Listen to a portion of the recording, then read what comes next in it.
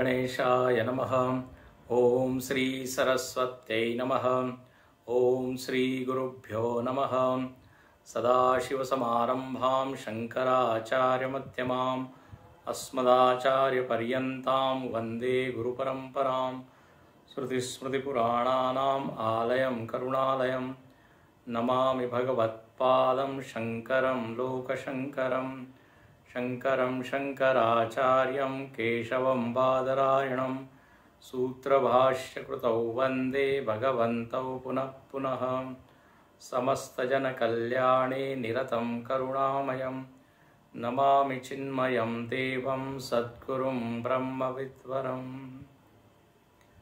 ॐ पार्थाय प्रतिबोधितां भगवता नारायणेन स्वयं व्यासेन ग्रथितां पुराणमुनिना मध्ये महाभारतम् अद्वैतामृतवर्षिणीं भगवतीम् अष्टादशाध्यायिनीम् अम्ब त्वामनुसन्दधामि भगवद्गीते भवत्वेषिणीम्। नमोऽस्तु ते व्यासविशालबुद्धे फुल्लारविन्दायतपत्रनेत्रं येन त्वया भारततैलपूर्णः प्रज्वालितो ज्ञानमयप्रदीपः। प्रपन्नपारिजाताय स्तोत्रवैत्रैकपाणये ज्ञानमुद्राय कृष्णाय गीतामृतदुहे नमः। सर्वोपनिषदो गावो दोग्धा गोपालनन्दनः पार्थो वत्स सुधीर्भोक्ता दुग्धं गीतामृतं महत्। वसुदेवसुतं देवं कंसचाणूरमर्दनं देवकी परमानन्दं कृष्णं वन्दे जगद्गुरुं। कृष्णं वन्दे जगद्गुरुं। आज आपण श्लोक क्रमांक 10 पासून वाचू। 10 आणखीन 11। योगी युञ्जीत सततम् आत्मानं रहसि स्थितः एकाकीयत चित्तात्मा निराशिरपरिग्रहः। शुचौ देशे प्रतिष्ठाप्य स्थिरमासनमात्मनः नात्युच्छ्रितं नातिनीचं चैलाजिनकुशोत्तरम्। शुचौ देशे प्रतिष्ठाप्य स्थिरमासनमात्मनः नात्युच्छ्रितं नातिनीचं चैलाजिनकुशोत्तरम्। 7, 8 आणखी 9 या 3 श्लोकांमध्ये ज्ञानीची दृष्टी कशी आहे, कशी असते त्याबद्दल विवरण केलं भगवंतानी। आता जर ती स्थिती आपल्याला मिळवायची असेल काय केलं पाहिजे तर म्हणे आधी तर तुम्ही ज्ञानाचं श्रवण करा। जे समतत्व आहे, ज्याला आपण ब्रह्म म्हणतो, आत्मा म्हणतो, त्याबद्दल ऐका। त्यानंतर स्वतःहून त्याच्यावर खूप मनन करा आणि मग म्हणतात की आता ध्यान करा।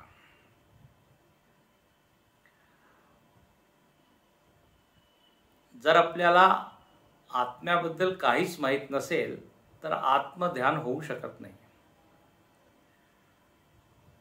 म्हणून आधी श्रवण केलं पाहिजे। आता ध्यान धारणा आपण म्हणतो ज्याला, ध्यानाभ्यास, प्रॅक्टिस ऑफ मेडिटेशन। आता ही एक साधना आहे आणि सर्वसाधारणपणे आपण पाहतो ही साधना लोकांना अवघड जाते, कठीण वाटते,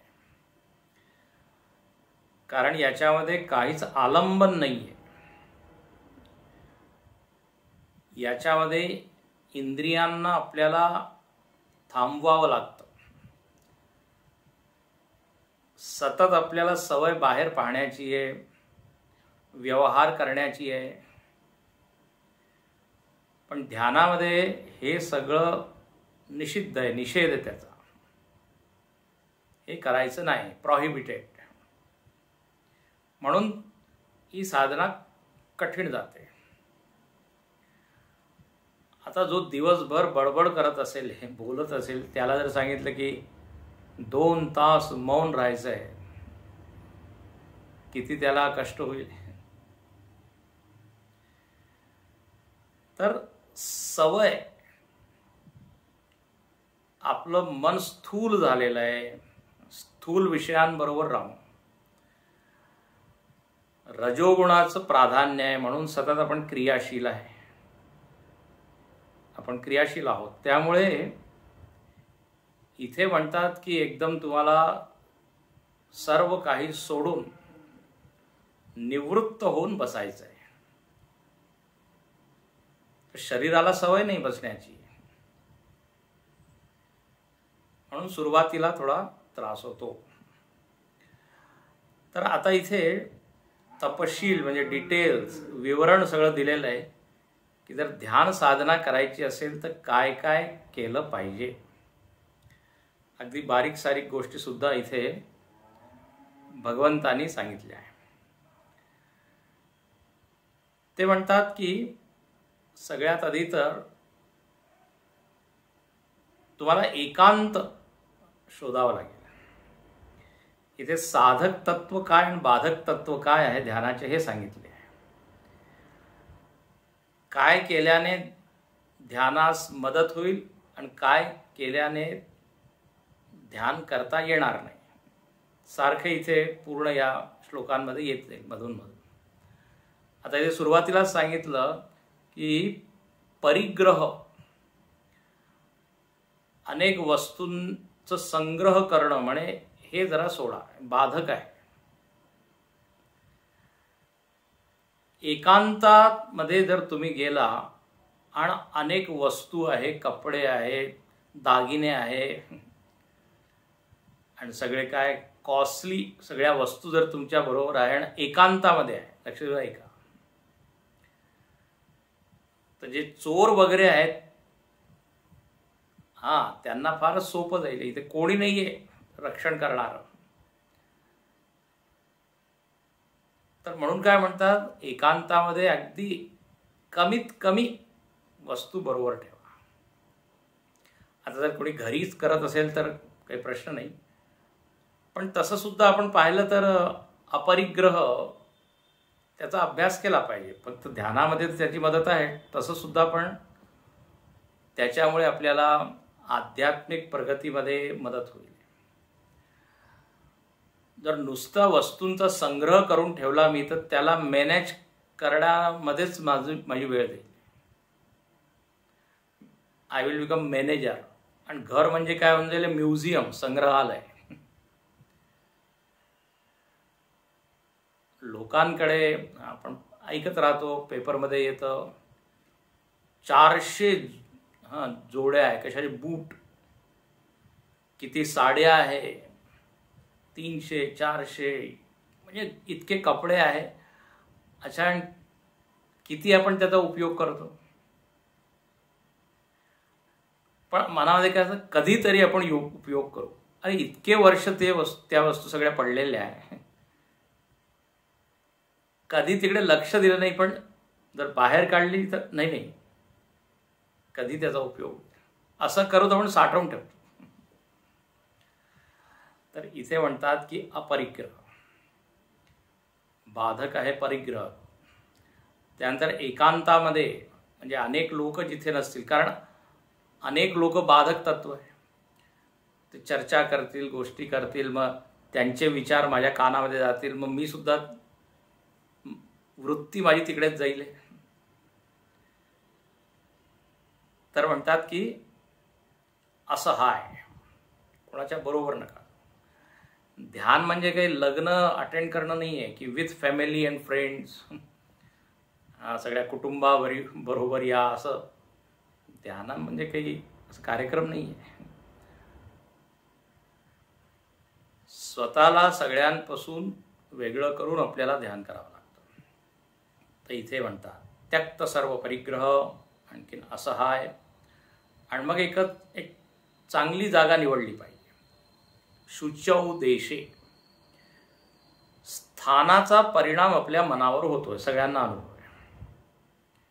स्वच्छ स्थान असेल, स्वच्छ ठिकाण असेल, सुंदर असेल, पवित्र असेल, तर मन सहजच शांत होतं, काही करावंच लागत नाही. नैसर्गिक जर सौंदर्य असेल, माऊलीने वर्णन केलेलं आहे, काल सांगितलं होतं तुम्हाला, तर तिथे जाऊन आपण ध्यान करू शकतो. पण आपल्या घरी सुद्धा आपण करू शकतो. आता रोज कुठे तुम्ही उठून जा, तर आपल्या घरीच एक अशी जागा पाहिजे, एक खोली पाहिजे. त्या खोलीमध्ये एक अशी जागा फिक्स केली पाहिजे की इथे फक्त मी ध्यान करेन. तिथे आपलं आसन असायला पाहिजे, तिथे रोज बसलं पाहिजे. मनाला एकदा सवय लागली ना, मन काय फार लवकर कंडिशन्ड होतं. कंडिशन, आपण प्रत्येक क्रिया आपण जी करतो, स्नान किंवा सगळ्याची वेळ असते, जेवणाची, नाश्त्याची, ती वेळ झाली की मन बरोबर आता ही वेळ झाली, हे करायचं आहे. त्याप्रमाणे ध्यान सुद्धा एक क्रिया आहे. तर दोन वस्तू, एक तर देश, आणखीन काळ, स्थळ काळ. स्थळ काळाशी मन काय होऊन जातं, कंडिशन होऊन जातं, संबंधित, एक संबंध जोडतो.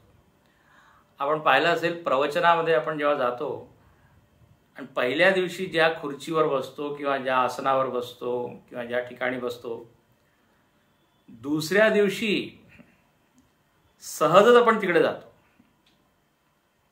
नॅचरली होईल. मन काय झालंय ते कंडिशन झालंय. 2-4 दिवस जर तिथे बसलो तर बस, आणि आता 5व्या दिवशी कोणी तिसरी व्यक्ती तिथे येऊन बसली, आता माझी जागा बदलली, तर लक्ष लागत नाही. असं होतं कधी कधी. एक आमचे स्वामीजी एक किस्सा सांगत होते, म्हणे कोर्टामध्ये एक वकील जेव्हा तो वाद करायचा तर सारखं असं बटणाशी असं खेळायचा, बटनाला हात लावून मग तो वाद करायचा.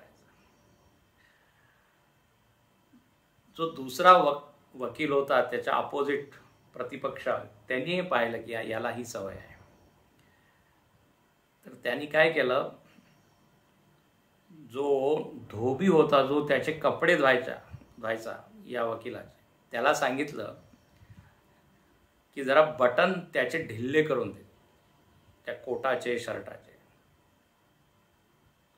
काढू नको, मग तो घालणारच नाही, नुसतं ढिल्ले कर. त्यांनी तसं केलं. आता दुसऱ्या दिवशी तो आला, खटला, केस लढवण्यासाठी, वाद. आता त्याचं सवयीप्रमाणे हात तिथे गेला. आता थोड्या वेळात काय झालं, आधीच बटन ढिल्लं होतं, ते बटन काय तुटलं. आता त्याला काही वाद करताच आहे, कारण काय, सवय, मनाला सवय, हाताला सवय. तो त्या जजला म्हणाला, आज मी करू शकत नाही, उद्या दुसरी काय तारीख, पुढची तारीख ठरव. उदाहरण मी कासाठी दिलं, सवय. तर शुचौ देशे, एका ठिकाणी जर मी रोज बसलो स्वच्छ करून, तर पहा मन आपलं तिथे एकाग्र होईल. रोज जर आपण ठिकाण बदलत राहिलो तर मन चंचल होईल. आणि दुसरं, ज्या ठिकाणी आपण ध्यान करत आहोत त्या ठिकाणी झोपलं न पाहिजे, किंवा तिथेच TV पाहायला नाही पाहिजे, तिथेच प्लेटमध्ये काय नाश्ता घेऊन त्या आसनावर बसून खात आहे. एक्सक्लुसिव्हली ते आसन, ती जागा ध्यानासाठी. तर शुचौ उदेशे प्रतिष्ठाप्य. आणि आसन कसं असायला पाहिजे याच्याबद्दल सुद्धा इथे सांगितलं की न अति उच्छ्रितम, फार उंच माउंट एव्हरेस्टवर जाण्याची गरज नाही आहे, किंवा न अतिनीचम, तळघरामध्ये बसून ध्यान करायची काही गरज नाही. जी जमीन आहे त्याच्यावर तुम्ही बसू शकता. वर खाली काय, कोणी स्टूलवर बसत आहे, आता ते डगमग होत आहे, अशा ठिकाणी बसायचं जिथे माझ्या शरीराचा समतोल मी राखून ठेव. गैरसोय होणार नाही, त्रासदायक होणार नाही. It should not be uncomfortable. आणि आसन काय म्हणतात, चैल अजिन कुशोत्तरम. चैल अजिन कुशोत्तरम. आता म्हणतात कुश म्हणजे काय, दर्भ म्हणतात, दर्भ ते सगळ्यात खाली ठेवा. मग त्याच्यावर काय, मृगाजीन, अजिन मृगाजीन, हरणाचं कातड असतं, त्याने ते आसन बनवतात. आणि चैल म्हणजे कापड. तर इथे जो क्रम दिला आहे त्याच्या उलट करा. भगवान शंकराचार्य इथे म्हणतात चैलाजिन कुशोत्तरम पाठक क्रमाद विपरीत अत्र क्रम चैलादीनाम. म्हणजे वर कापड, मग हरिणाचं कातड किंवा मृगचर्म त्याला म्हणतात, मृगाजीन, आणि मग खाली दर्भ. पण इथे लिहिताना त्यांनी उलट लिहिलं आहे. तर आता कोणी म्हणेल हे तर माझ्याकडे नाहीच आहे. गुरुदेव फार छान म्हणायचे की अरे आता जर मला ध्यान करायचं असेल तर मला आधी एक बंदूक आणावी लागेल, कारण हरणाचं शिकार करावं लागेल. ध्यानाची तयारी इथपासून आता मला सुरुवात याची करावी लागेल. आता तुम्हाला माहिती आहे शिकार वगैरे करणं अपराध आहे. आधीची गोष्ट वेगळी होती. आणि असं नाही की लोक शिकार करून त्याला मारून मुद्दामून ते कातडं काढायचे असं नव्हतं. जे नॅचरल डेथ ज्यांची व्हायची, नैसर्गिक मृत्यू, अशा प्राण्यांचे ते काय कातडं घेऊन आसन बनवायचे. आता आपण ब्लँकेट घेऊ शकतो, म्हणजे दर्भ आहे, मग ब्लँकेट आहे, मग त्याच्यावर काय एक कापड आहे, नरम अशी घोंगडी किंवा असं एक नरम कापड. म्हणून इथे म्हणतात, माऊली सुद्धा म्हणते, तळास दर्भ घालून त्यावर मृगाजीन घालून त्यावर धुतलेल्या वस्त्राची घडी घालावी, असं स्वच्छ. आणखीन रेकॉर्डिंग इन प्रोग्रेस. चैलाजिन कुशोत्तरम, याप्रमाणे आसनाची तयारी. ब्लँकेट ठीक आहे. आधीचे लोक हे मृगचर्म वगैरे का वापरायचे, एक तर ते जंगलामध्ये राहायचे, आणि दुसरं गुरुदेव म्हणतात की हे जे मृगाजीन जे आहे हे बॅड कंडक्टर, म्हणजे काय, कुचालक, कुसंवाहक. जसं विद्युतचं असतं ना, वीज त्याच्यामधून पास होऊ नाही शकत, त्याला म्हणतात का बॅड कंडक्टर.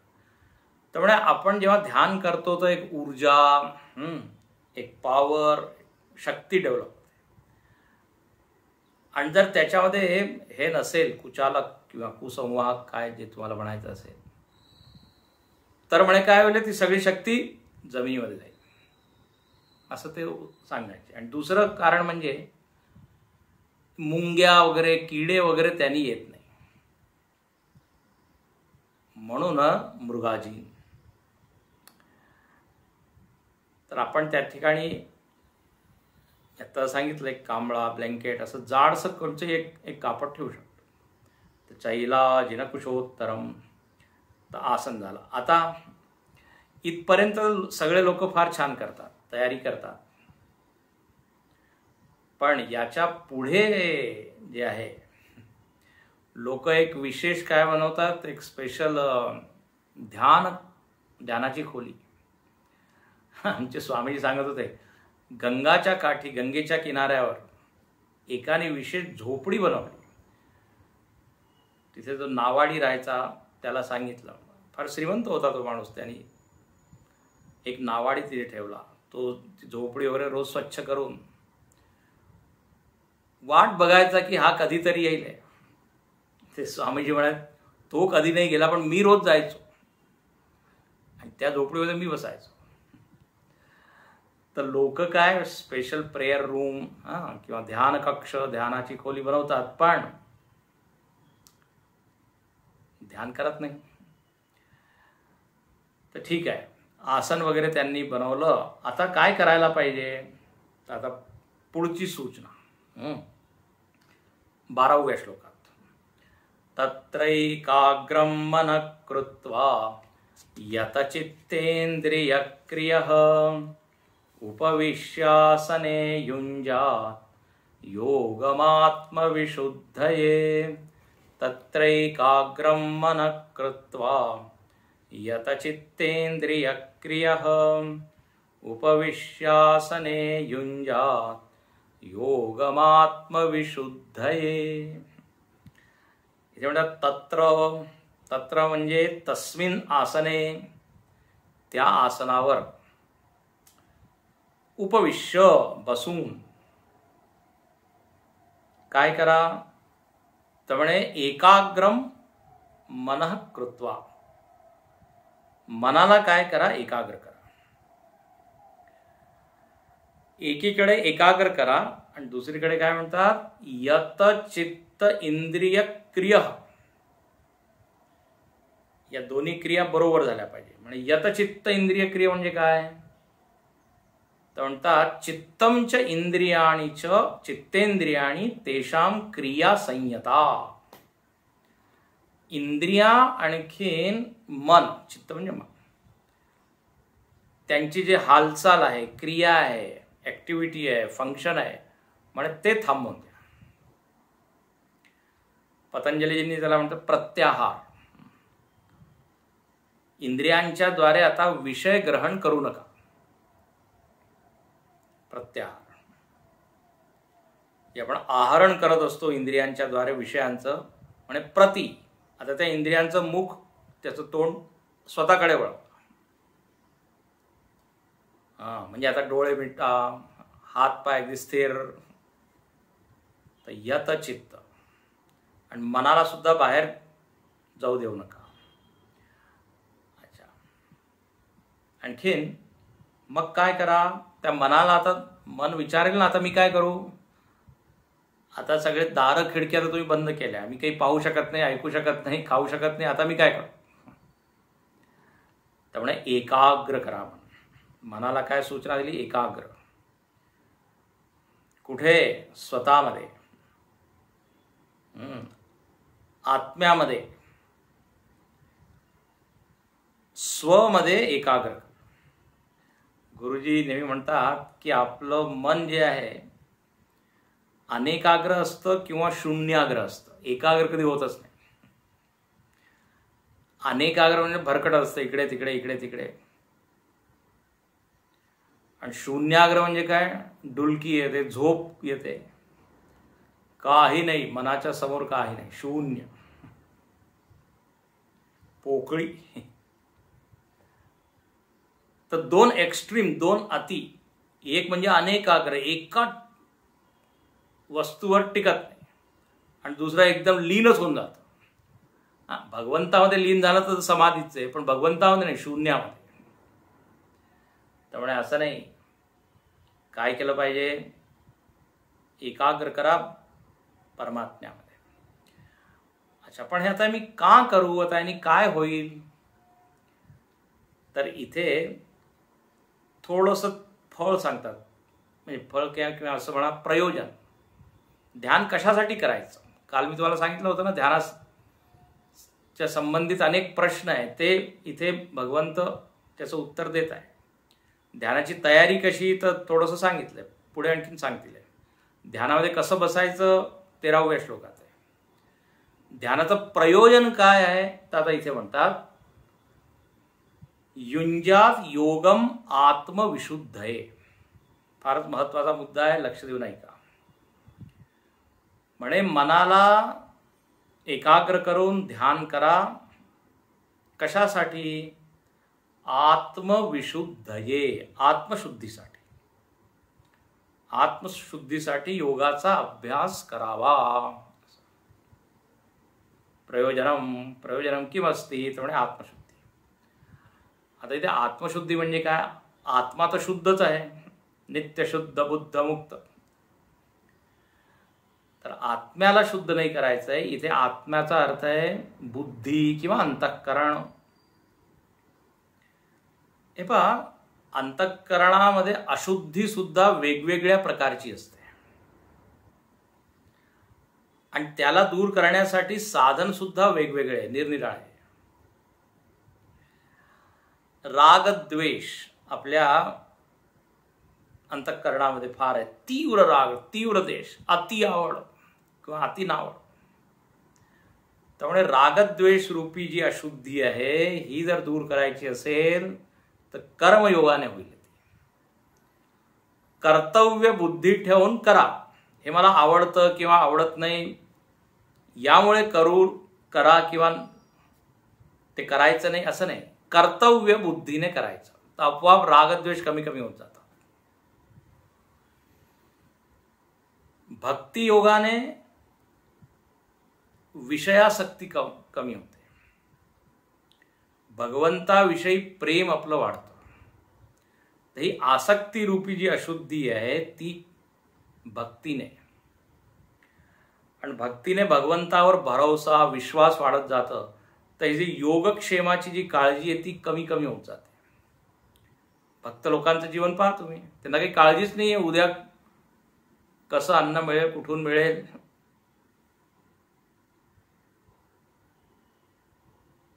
त्याला काळजी आहे.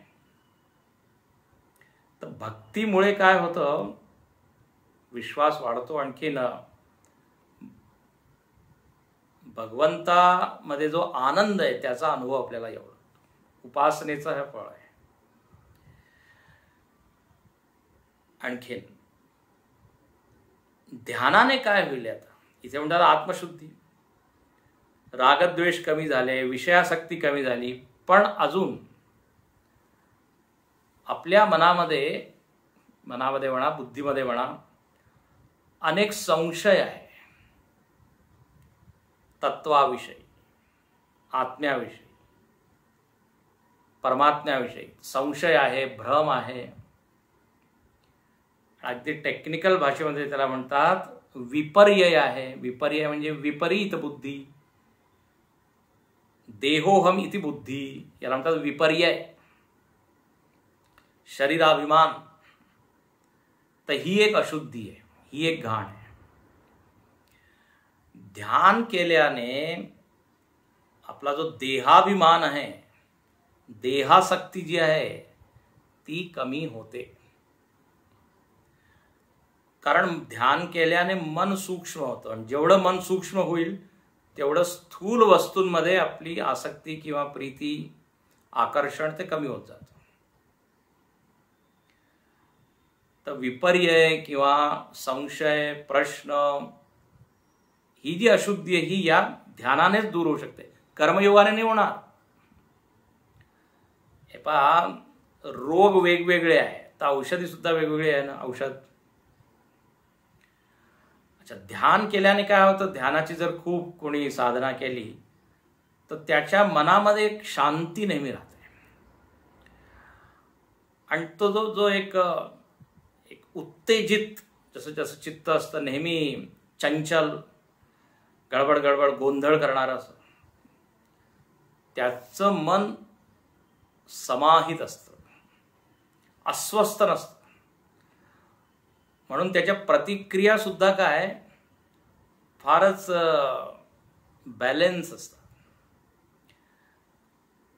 अचानक एकदम बोलत नाही, अचानक काही करत नाही. कसं रिस्पॉन्ड करायचं विचार करून तो करू शकतो.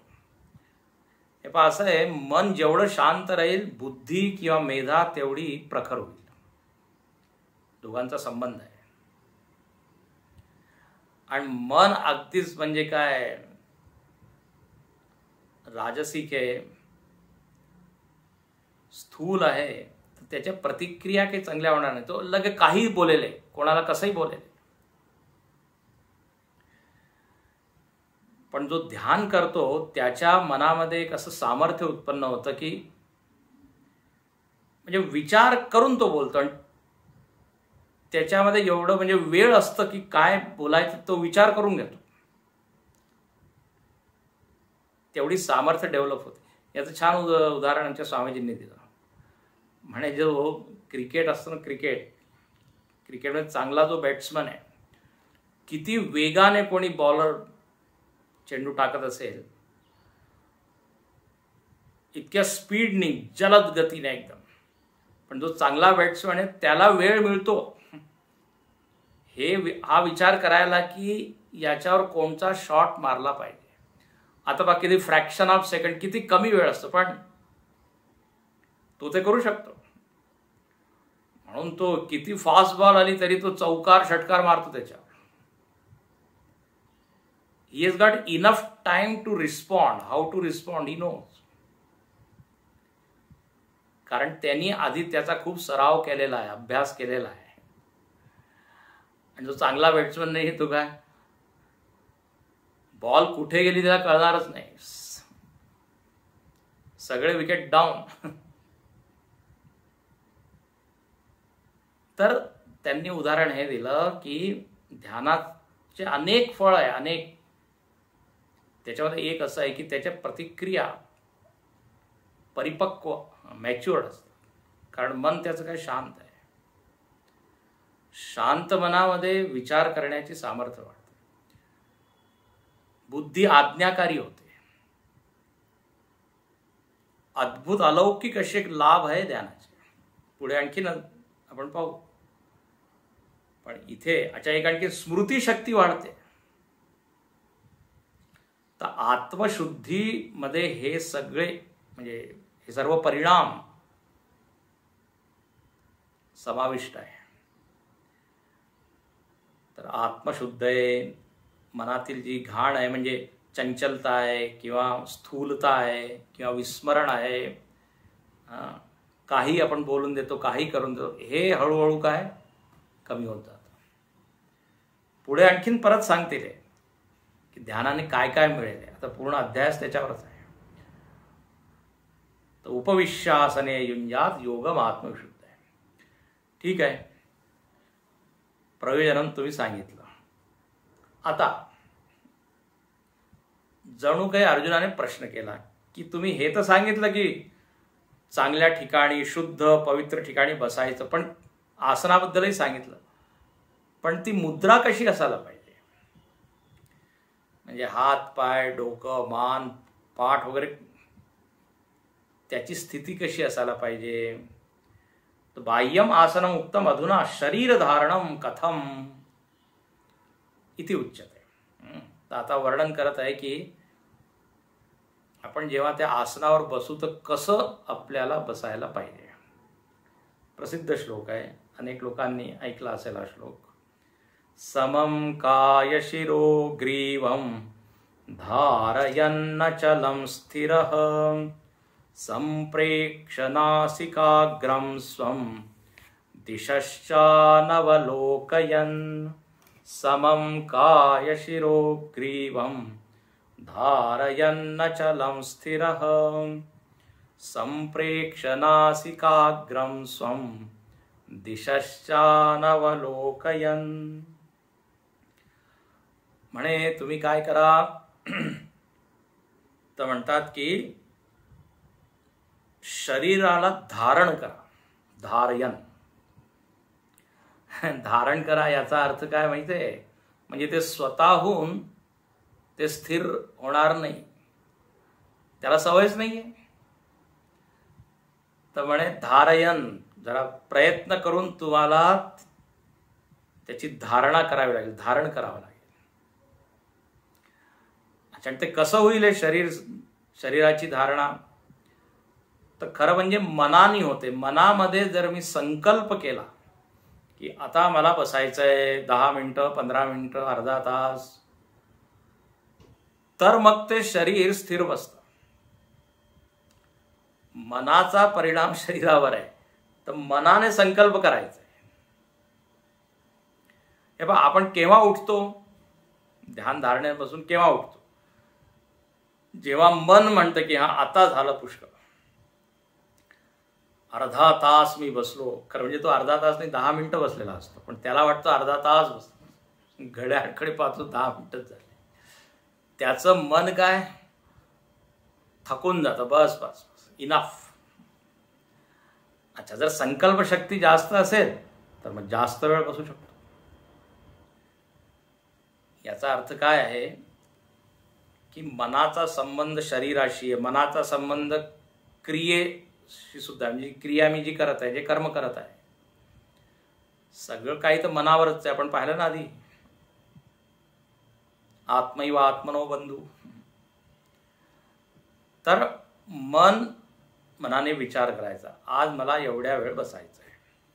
अच्छा, मग आता शरीराला कसं ठेवायचं आहे, त्याची स्थिती काय पाहिजे, मुद्रा काय? तर म्हणे समम काय शिरो ग्रीवम. शरीर म्हणजे इथपासून इथपर्यंत, मानेपासून खालपर्यंत. आणखीन शिर म्हणजे डोकं, ग्रीवा मान. डोकं, मान, आणखीन एवढी ही काय शरीर. हे काय असायला पाहिजे? त्यामुळे समम म्हणजे काय? असं एक सरळ रेषेत, म्हणतात काटकोन, 90 डिग्री, परपेंडिक्युलर त्याला म्हणतात. तर आपली मांडी म्हणजे पाय, आणखीन हा जो भाग आहे याच्यामध्ये 90 डिग्रीचा कोण असायला पाहिजे. सुरुवातीला असतो, पण 10 मिनिटानंतर तो 45 डिग्रीचा होतो. गुरुजी फार विनोद करतात. कोणी विचारलं की मी ध्यानामध्ये होतो की मी झोपलो होतो, आज कसं ओळखायचं? तर म्हणे जेव्हा तू बसला होता तेव्हा तुझी मुद्रा काय होती, स्थिती काय होती? म्हणे अगदी मी सरळ होतो. उठलो तेव्हा कसं होतं? म्हणे 60 डिग्रीचा कोण झाला होता, 45. याचा अर्थ काय? तू झोपला होता. तर समम, सुरुवातीला मी जसं बसलोय शेवटपर्यंत तसंच बसायचं. सुरुवातीला फार कठीण होतं, कारण बसतच नाही आपण कधी. तर समम काय शिरो ग्रीव.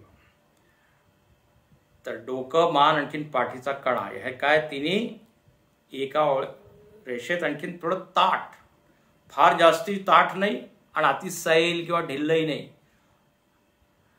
ते गुरुजी म्हणतात की सुरुवातीला तर एक म्हणजे काय फुल स्टॉप तसा याचा आकार असतो, अगदी सरळ.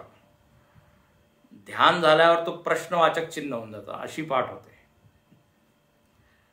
आणि असं नाही, समम. आणखीन समम काय शिरो ग्रीवम धारयन अचलम स्थिर.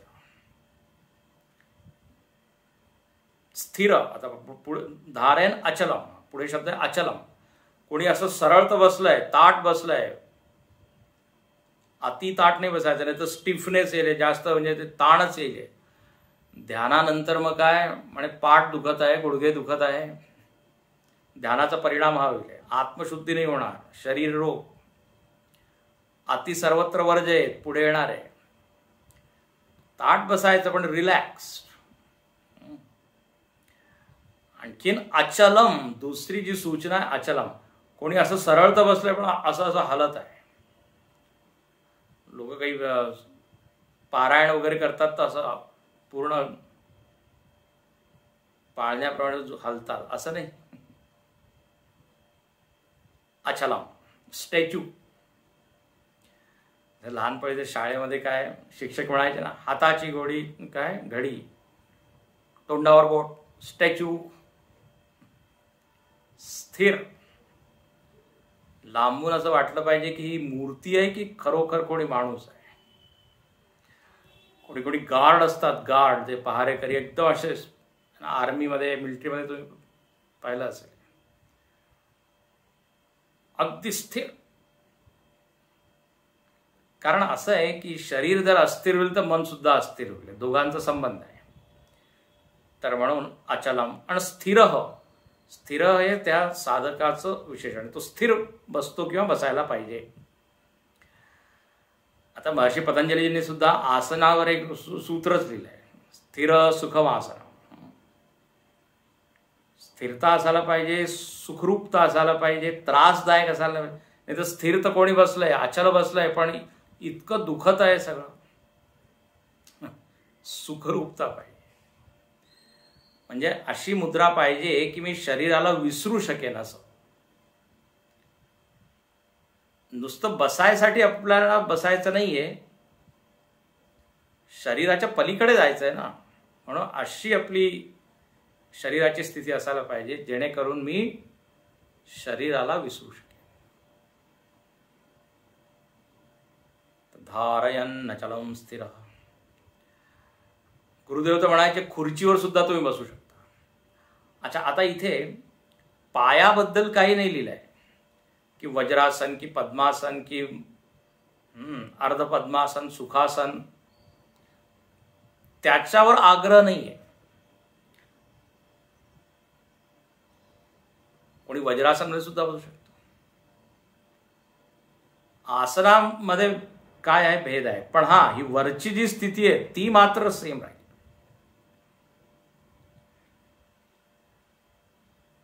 म्हणून विविध प्रकारचे आसन, म्हणजे त्याच्यामध्ये ऑप्शन आहे, पर्याय आहे. तुम्ही असं बसू शकता, असं बसू शकता, जे तुम्हाला बरं वाटेल.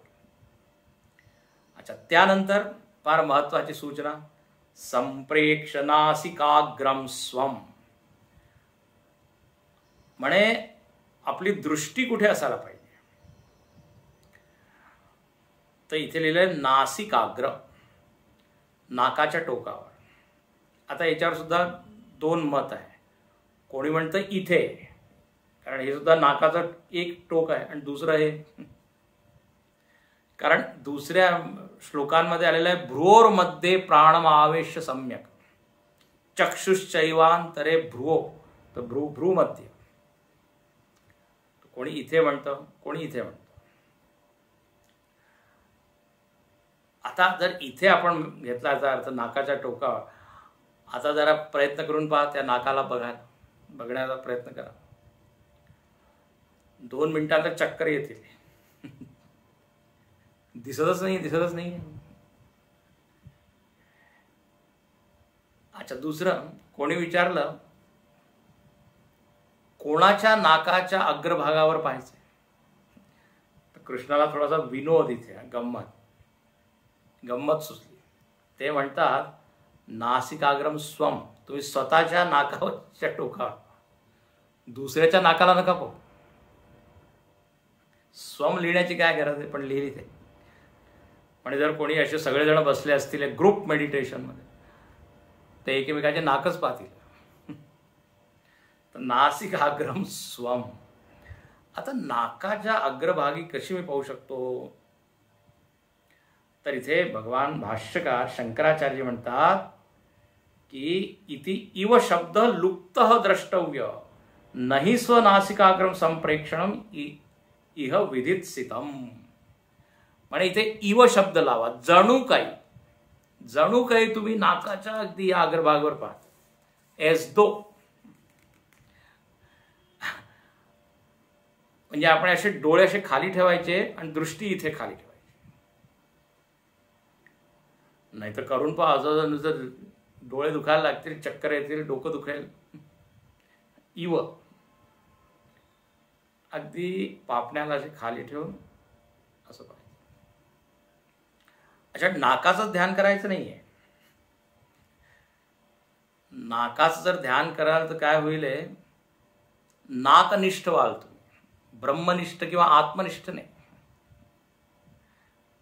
मग आपलं नाव काय होईल, श्रोत्रिय नाकनिष्ठ, श्रोत्रिय ब्रह्मनिष्ठ नाही. तर दृष्टी अशी खाली ठेवून मग चिंतन करायचं आहे. संप्रेक्ष नासिकाग्रम स्वम आणि दिशश्चानवलोकयन. इकडे तिकडे पाहू नका, इकडे तिकडे पाहू नका. ते म्हणतात दिशांच्या अवलोकनम अंतरा अकुर्वन्.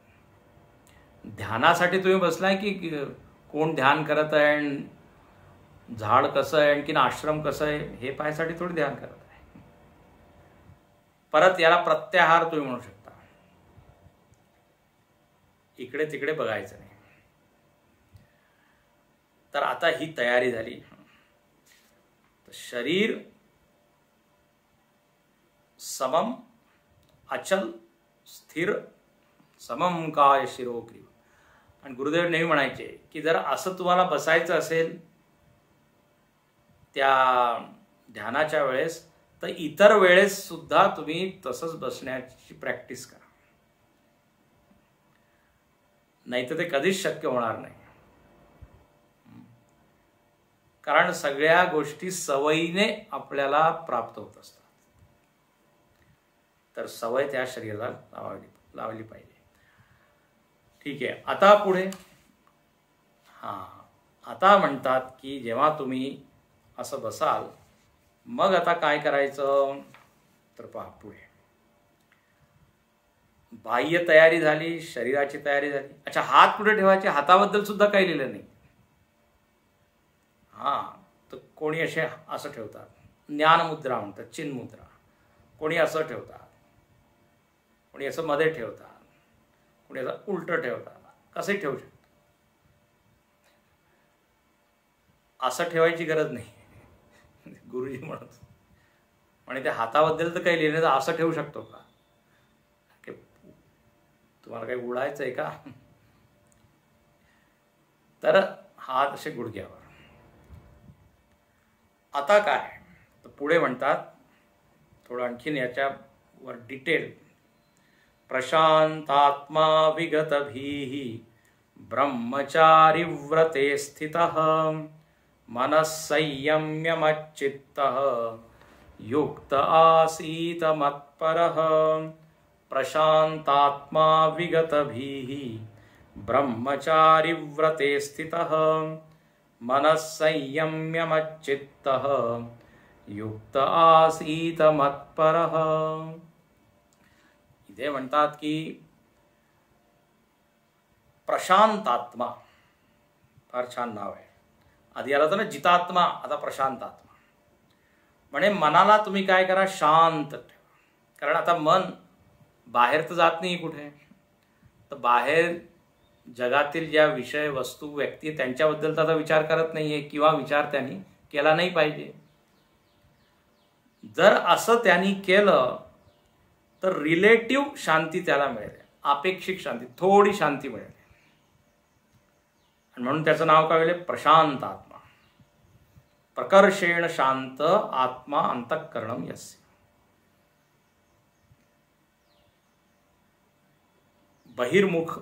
बहिर्मुखी जे चित्त होतं ते अंतर्मुखी. अच्छा, मग विगत भीही ब्रह्मचारी व्रते स्थित. मनाला शांत करून एक आणखीन तुम्ही काम करा, भयमुक्त होऊन बसा. इथे शब्द विगत भी. अरे ध्यानामध्ये कशी भीती आली? ध्यानामध्ये का अशी ही सूचना देताय तुम्ही की भीती सोडून? मांडुक्य कारिकेमध्ये सुद्धा एक श्लोक आलेला आहे, योगिना बिभ्यती. म्हणजे काही लोक घाबरतात, ध्यानामध्ये घाबरतात. अरे म्हणे का? म्हणजे स्वामीजी उदाहरण देत होते. म्हणे लोक म्हणतात शांती पाहिजे, शांती पाहिजे, तर आश्रमात येतात. अच्छा, त्यांना कधीच शांत वातावरणामध्ये राहायची सवय नाही, सतत गडबड गोंधळ. तर आश्रमात आल्यावर एकदम शांती. फार वाह, किती छान आहे. दिवसभर तर ठीक आहे, रात्र झाली की एकदम शुकशुकाट शांत. घाबरतात, एवढी शांती. तर इथे म्हणतात घाबरू नका. भयाचे अनेक कारण आहे, भीतीचे अनेक कारण आहे. वेगवेगळ्या लोकांना वेगवेगळ्या कारणामुळे भीती वाटते. जो कोणी शूरवीर आहे त्याला भीती वाटते की मला कोणी पराभूत न करे. जो विद्वान आहे त्याला भीती वाटते की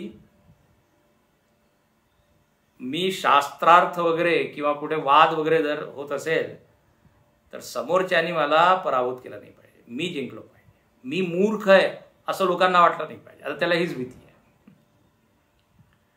आता इथे कोणची भीती आहे तर जरा लक्ष देऊ नाही का, फार महत्वाचं आहे. परत असं आहे की ध्यानामध्ये जेव्हा तो माणूस प्रगती करतो तर जास्तीत जास्त अंतर्मुखी होतो आणि हळूहळू काय त्याचं जीवत्व, जीवभाव जो आहे ना तो हळूहळू गळून पडतो. मी काहीच नाही, शरीर नाही, मन नाही, इंद्रिय नाही, मी मुलगा नाही, पती नाही, पत्नी नाही, जेवढे हे आपण काय आपली ओळख आहे ती ओळख हळूहळू हळूहळू विलीन होते. तर साधकाला भीती वाटू शकते की अरे मी कुठे शून्यामध्ये नाही जात आहे. खरं म्हणजे ही भीती सामान्य माणसाला येतच नाही, म्हणजे त्याचा अनुभव होतच नाही, कारण त्यांनी कधी केलंच नाही. जे ध्यानाभ्यासी लोक त्यांनाच ही बाधा किंवा ही भीती येऊ शकते की अरे सगळंच जर विलीन करायचं आहे मग मी राहीन की नाही शेवटी. तो विगत भी.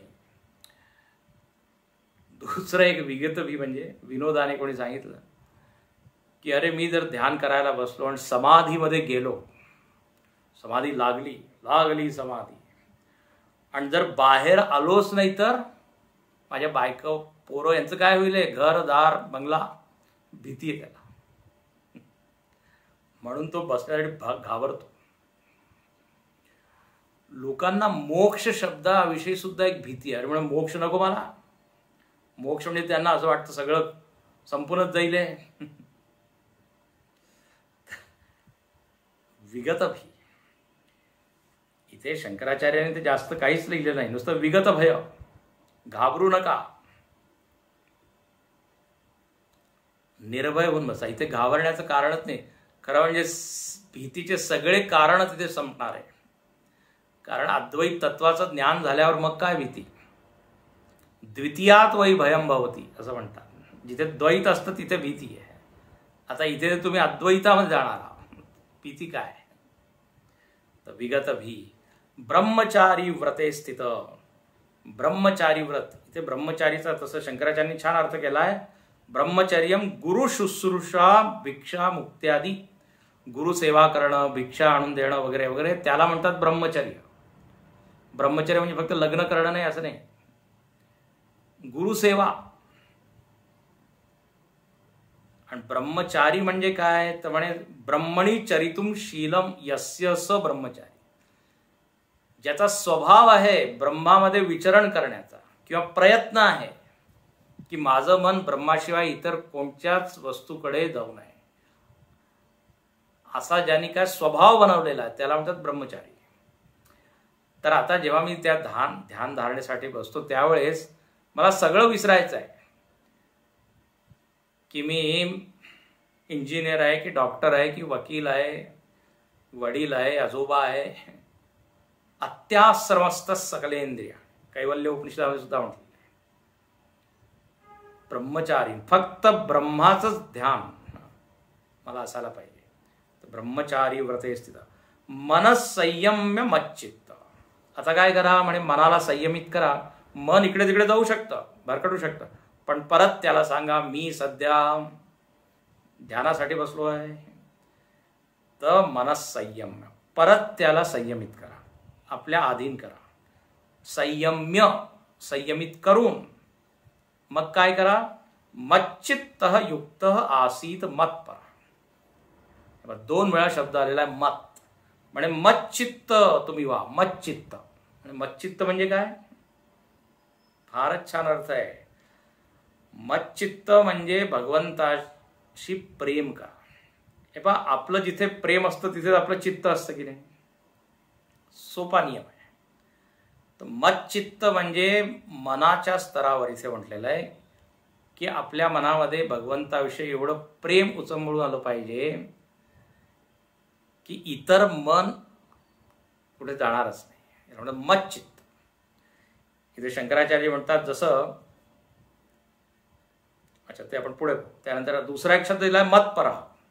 2 शब्द आहे, मच्चित्त मतपर. मतपर म्हणजे मी सर्वश्रेष्ठ आहे, भगवंत श्रेष्ठ आहे अशी ज्याची समज झालेली आहे त्याला म्हणतात मतपरः. जसं कोणी संगीत परः, नाटक परः, क्रीडा परः, धन परः. पर म्हणजे श्रेष्ठ, याच्यापेक्षा आणखीन श्रेष्ठ काही नाही. नथिंग इज ग्रेटर देन दिस. तर हे बुद्धीने त्यांनी निश्चय केलेला आहे की मी सर्वश्रेष्ठ आहे. आणि मनाने तो काय करत आहे? प्रेम करत आहे. जर या दोन्ही गोष्टी झाल्या तर आपलं पहा मन बुद्धी एका ठिकाणी एकाग्र होईल की नाही. अच्छा, आता हे 2 शब्द का दिले तर इथे भगवान शंकराचार्य म्हणतात आपण काय आहे, प्रेम कोणाशी करू शकतो आणि श्रेष्ठ दुसऱ्या कोणा माणसाला किंवा व्यक्तीला मानू शकतो. पण इथे काय दोन्ही एकच आहे, मच्चित्त मतपर. जसं उदाहरण इथे दिलेलं आहे, भवती कश्चित रागी स्त्री चित्त. कोणाच्या मनामध्ये स्त्रीच भरलेली आहे, स्त्री विषयी एक प्रेम आहे. कोणी पुरुष चित्त आहे, धनचित्त आहे. तर प्रेम तर स्त्रीशी आहे, पुरुषाशी. पण एवं परत्वेन न गृह्णन्ति. पण ती स्त्री श्रेष्ठ आहे किंवा पैसा श्रेष्ठ आहे असं नाही. श्रेष्ठ इतर कोणती वस्तू आहे. शंकराचार्य म्हणतात राजानम महादेवम. राजा श्रेष्ठ आहे पण प्रेम स्त्रीशी आहे, पुरुषाशी आहे. तर म्हणजे 2 वेगवेगळे विषय असू शकतात. प्रेमास्पद वस्तू वेगळी आणि ज्याच्यामध्ये श्रेष्ठ बुद्धी आहे ती वेगळी. जगामध्ये आपण पाहतो अनेक महापुरुष आहेत, त्यांच्याविषयी आदर आहे, श्रेष्ठ आहे, आपण असं मानतो. पण काही प्रेम किंवा आपुलकी नाही आहे त्यांच्यासाठी, मच्चित्त नाही आहे. तर इथे काय देव म्हणतात की जर तुम्हाला ध्यान करायचं असेल ना तर दोन्ही माझ्यामध्येच असायला पाहिजे, प्रेम सुद्धा आणि मी श्रेष्ठ आहे असं समजून तुम्ही आसीत, युक्त आसीत तुम्ही बसा. तर काय होईल? मग म्हणे फारच छान. आता पुढच्या श्लोकामध्ये ध्यानाचं फळ सांगत आहे की जर कोणी हे सगळ्या ॲडजस्टमेंट केल्या, जे आत्तापर्यंत सांगितलं, सुरुवात कुठून झाली होती? एकांतामध्ये बसला आहे, एकटा बसला आहे, पवित्र ठिकाणी बसलेला आहे, आणखीन आत्मशुद्धी ही प्रयोजन आहे असं प्रयोजन समोर ठेवून बसला आहे की सिद्धी मिळेल वगैरे यासाठी नाही. आणखी शरीर कसं असायला पाहिजे ते सुद्धा त्यांनी तसंच ठेवलं आहे, समम काय शिरोग्य. आणखीन मन शांत करून तो काय करत आहे? तो म्हणजे चिंतन करत आहे की परमतत्व श्रेष्ठ आहे, त्याच्यामध्येच आनंद आहे. म्हणून प्रेमास्पद प्रियकर माझा कोण आहे? परमतत्व. आता जर कोणी असं केलं तर काय होईल? किम फलम? भगवंत म्हणतात ते आम्ही उद्या सांगू. आज आता वेळ झालेला आहे, 7 वाजत आलेले आहे. पण मी श्लोक वाचतो आणि त्याचे पुढचे जे 2 श्लोक आहे ते सुद्धा फार महत्त्वाचे. ते म्हणजे ध्यान करायला जर मला बसायचं असेल तर आहार विहार कसा असायला पाहिजे, त्याचा परिणाम आपल्या ध्यानावर होईल. किती झोपलं पाहिजे आणि किती खाल्लं पाहिजे हे सुद्धा भगवंतांनी सांगितलं आहे. तर ते 16 आणखीन 17व्या श्लोकात आहे. पण 15व्या श्लोकामध्ये इदानीम योग फलम उच्यते. श्लोक वाचतो मी. युञ्जन्नेवं सदात्मानं योगी नियतमानसः शान्तिं निर्वाण परमां मत्संस्थामधिगच्छति. युञ्जन्नेवं सदात्मानं योगी नियतमानसः शान्तिं निर्वाण परमां मत्संस्थामधिगच्छति. आता परत परत सगळ्या श्लोकांमध्ये योगी शब्द येत आहे, कारण देव आता म्हणतात की तू आता ध्यान योगी आहे. तर योगी म्हणजे जर तू एवम म्हणजे आत्तापर्यंत जे काही सांगितलं त्या प्रकारे जर तू साधना केली तर निर्वाण परमाम शांतीम, तुला परम शांती ज्याची काय तुला सतत गरज आहे, आवश्यकता आहे, अपेक्षा आहे, म्हणजे ती तुझी अपेक्षा पूर्ण होईल. परम शांती तुला मिळेल. आता ते आपण उद्या पाहू. इतर लोकांना सुद्धा तुम्ही सांगा, ही जी लिंक आहे ती आणखीन लोकांना फॉरवर्ड करा. आणखीन वेळ सुद्धा 6 वाजता आहे, हे सगळ्यांना परत सांगून द्या जे आज आले नसतील त्यांना. ओम पूर्णमद पूर्णमिदं पूर्णात् पूर्णमुदच्यते पूर्णस्य पूर्णमादाय पूर्णमेवावशिष्यते. ओम शांति शांति शांति. हरि ओम. श्री गुरुभ्यो नमः.